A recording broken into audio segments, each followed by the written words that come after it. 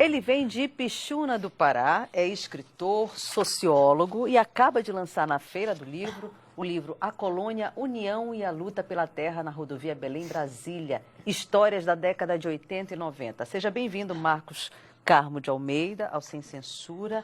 O que serviu de inspiração para o livro? O que serviu de inspiração foi as histórias que eu ouvia meu pai falar. Ele era um servidor na área da saúde, mas logo ele interagiu com as pessoas do sindicato no momento de uma ocupação que ocorreu na Fazenda Jabuti, na década de 80, às margens da Belém-Brasília. E eu fiquei sempre com isso na lembrança, a Colônia União, as reuniões que ele ia fazer. E eu não podia participar, ficava em casa.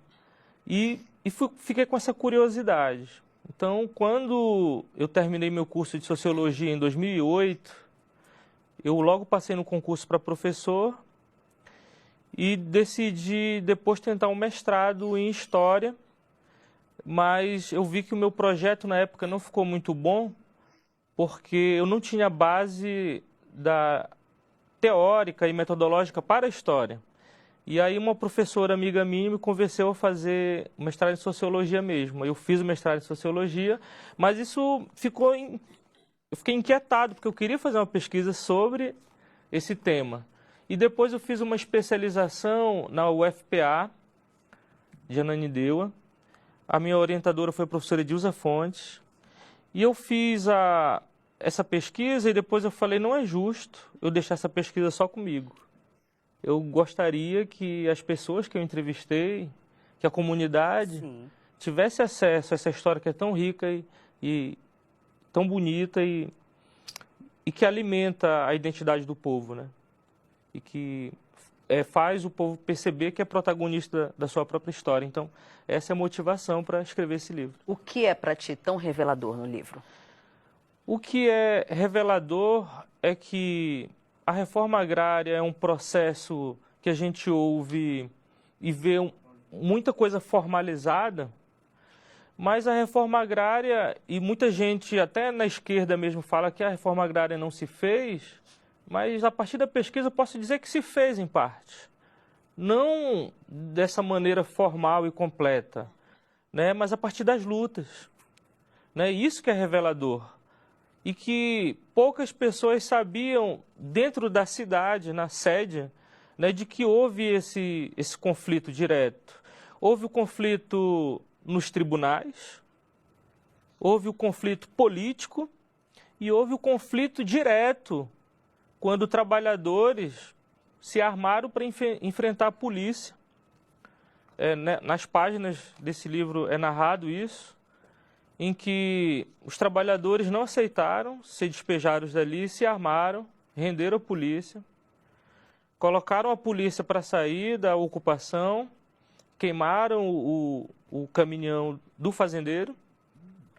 E eu fiz uma pesquisa muito profunda, porque eu entrevistei o dono do caminhão, que emprestou, na verdade, para o fazendeiro. Entrevistei vários personagens que confirmaram a história. E também fiz buscas nos jornais da época, por meio de uma ferramenta que eu descobri na especialização com os meus colegas, numa hora de intervalo, que é chamada a Hemeroteca. Não sei se vocês conhecem, que ela fica hospedado na Biblioteca Nacional, e você clica e tem jornais desde o século XIX ou XVIII, até antes disso. E eu pesquisei o jornal O Liberal e Diário do Pará. E quando eu coloquei o termo Colônia União, apareceu várias matérias. E eu selecionei algumas e coloquei aqui no livro para ilustrar e para confirmar. E o que era a Colônia União e o que serviu de base de luta?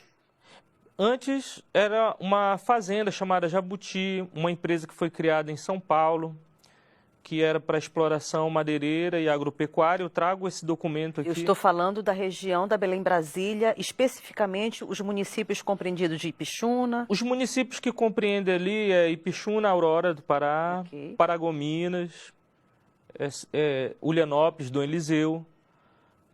mais para cá, perto de Belém, São Miguel, Santa Maria. Esse espaço é a Belém Brasília. Perfeito. No estado do Pará. E de Dom Eliseu para frente já tem Itinga, Maranhão. Não, mas esse pedaço aqui de Belém até Dom Eliseu é a BR-010, Belém Brasília, que compreende o Pará. Ok. E a Colônia União estava compreendida em que espaço físico? Aos redores de Ipixuna do Pará, que na época pertencia ao município de São Domingos do Capim. E, inclusive, eu trago uma tese dentro desse livro, que não é uma tese minha, mas é dos moradores, dos entrevistados, e que eu concordo com essa tese, que a cidade de Ipixuna ela só se emancipou por força da Colônia União. Perfeito.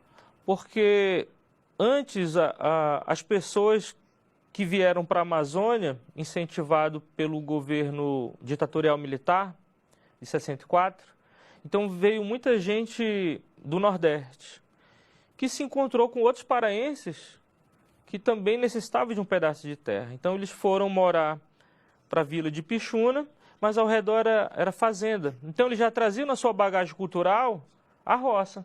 E onde é que eles iam plantar? Plantavam nos quintais, plantavam em áreas públicas. A igreja, principalmente considerando a ala da igreja católica, que é a Teologia da Libertação, apoiou muitos trabalhadores. Eles criaram um clube agrícola que era ligado à igreja católica e ao sindicato. E eles adquiriam pedaços de terra para plantar, mas não era suficiente, eram paliativos. Até que eles decidiram, observaram que existia fazenda improdutiva e falaram: vamos ocupar, vamos produzir, vamos criar nossas famílias, vamos criar comunidades. E foi o que aconteceu. Naquela época, na década de 80, qual era a instituição governamental que já atuava especificamente nessa situação? O INCRA. E o ITERPA também já? Não, era o INCRA, que esse conflito ocorreu e teve a reintegração de posse. Eu não consegui o documento na comarca de São Miguel, o processo, eu consegui outros processos. Mas a gente ouviu muito depoimento de que o advogado dos poceiros era João Batista, que um jovem advogado, que inclusive a família dele veio de São Paulo, com essa promessa de se estabilizar aqui na Amazônia. Depois ele decidiu vir a Belém, terminar os seus estudos secundários e também fazer o curso de Direito na universidade. E logo ele, acabando o curso de Direito, uma das primeiras causas que ele pegou foi o conflito da Colônia União. Então, ele ganhou esse conflito nos tribunais e depois se tornou deputado estadual e foi assassinado em decorrência dos conflitos agrários em pleno mandato. Esse livro está ganhando repercussão na região, Marcos? Está. Bastante. Nós fizemos lançamento, além de fazer na Feira do Livro, nós fazemos na própria cidade, vários atos de divulgação, nos distritos, no interior. E a prefeitura fez algumas aquisições para também distribuir nas escolas. E o próximo passo é vender pela internet agora. É o meu primeiro livro, né? Então é um aprendizado para mim. Nesse conflito pela terra, muitos agricultores morreram? Morreram. Já que houve um confronto, né, eu cito com a polícia. A morte de um agricultor, que é o Nicanor, que ele não morreu imediatamente, mas depois morreu em decorrência desse atentado. O João Batista sofreu 3 atentados em Ipixuna, antes de sofrer o último atentado. Mas no livro eu relato a morte de Quintino, que era de outra região daqui de Santa Luzia, de Orém, que tinha relação com João Batista, a morte de Salvadorzinho, de Dom Eliseu, que tinha relação com Batista, e outros, sindicalistas de Tomé Açu, Benezinho, que foi assassinado. Eu trago aqui uma lista, Sim. Que inclusive a professora Violeta Loureiro escreveu um livro chamado Estado, Bandidos e Heróis, Utopia e Luta na Amazônia, em que ela traz a carta dos agricultores, dos sindicalistas, endereçado ao governador da época, que era o Jader Barbalho, em que os trabalhadores já não aceitam mais essa situação de serem perseguidos pelo latifúndio. Mas também conto a história também de fazendeiros que foram assassinados também no conflito. Eu procuro trazer a realidade sem... Claro que neutralidade... Como se fosse uma narrativa jornalística. Também, porque assim, não pretendo omitir, né? Não pretendo colocar os trabalhadores rurais como os mocinhos e os latifundiários, os bandidos, mas de repente deixar um pouco para que sirva de reflexão de todos, o leitor, né? Principalmente para quem mora naquela região, que é um sentido de pertencimento também, essa história. Com certeza. Porque o fazendeiro também quer produzir, ele acredita que a terra é dele e que, mesmo que não esteja produtiva, mas que é dele, né? Então, essas coisas que eu Dos agricultores remanescentes, tem muita gente viva até hoje para contar essa história? Tem. No final do livro eu trago uma lista de pessoas entrevistadas. Sim. Então tem o seu Antônio Carlos, lá da Travessa 5, que ele conta, por exemplo, que os trabalhadores criaram um grupo armado para poder se defender. E que o líder desse grupo armado era João Baiano. E que, inclusive, alguns meses depois que eu entrevistei, ele faleceu. Ele morava em Aurora. Tem seu Antônio Inês, que fala muito relato sobre João Batista e Paulo Fonteles. Você fala em grupo armado. Esse grupo armado era de agricultores? Era grupo armado de agricultores. E como eles conseguiam essas armas? Fiquei curiosa. Com apoio do sindicato. Com apoio do sindicato ou com apoio do próprio deputado João Batista, né? Talvez não de forma explícita, eu não coloco isso no livro, estou trazendo de primeira mão. Valeu a pena. É a curiosidade. É isso. E ultimamente teve um conflito, está tendo um conflito na Campo de Boi, que é uma terra que antes era chamada de Fazenda Santa Maria, que era do Durval Toteles, que reivindicava a terra da Gleba 10 como se fosse deles. Foi lá que deu o maior conflito, em que os trabalhadores expulsaram os policiais. E o que acontece? Até hoje tem um pedaço da fazenda que os trabalhadores em 2015, 16 ou 17 resolveram ocupar também, e teve um conflito armado agora. Teve uma determinação judicial para que os trabalhadores se retirassem, eles se retiraram, não sem resistir, porque eles fecharam a BR, não queria deixar a polícia entrar, mas depois de 5 dias eles saíram e depois de algumas semanas voltaram e o juiz determinou de novo a reintegração de posse, mas que não ocorreu.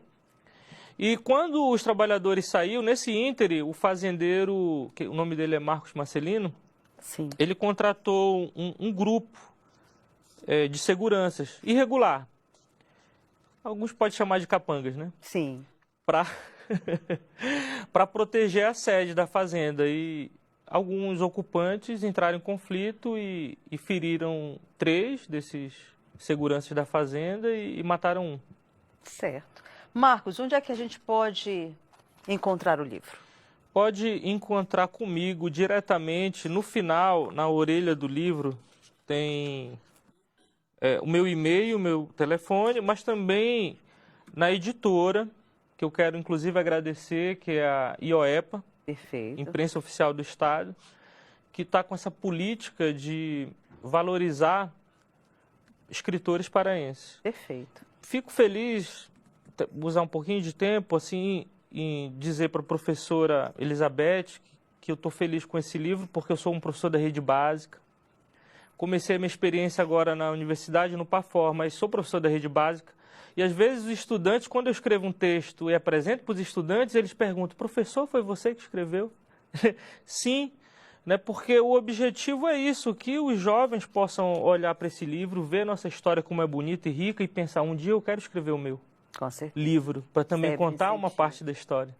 Muito bom. E uma coisa importante para a gente pensar em termos especificamente, né, de escritores dentro amazônicas e especificamente paraenses, é que nós temos uma literatura de alta qualidade. Por exemplo, essa semana, o Daniel da Rocha Leite acabou de receber, ele, Maciste Costas, o selo altamente recomendável da Fundação Nacional do Livro Infantil e Juvenil, Finilige, pelo livro Burburinho, como altamente recomendável. Então, a gente produz muita coisa. Sim. E produz muita coisa de qualidade. Vivos autores paraenses. E vivos autores paraenses. E bom. Por isso, né, a farinhada literária, e que a gente possa sair daqui para o mundo, não é? Porque nós temos trabalho, temos identidade, temos qualidade. Perfeito, Marcos. Então, parabéns pelo trabalho. Então, a colônia União e a Luta pela Terra na rodovia Belém-Brasília pode ser seu no final do programa. A gente vai sorteá-lo hoje. Daqui a pouco, o nosso assunto continua, desta vez com a exposição Tempos Interiores. Tema: o que te faz feliz? A gente volta já.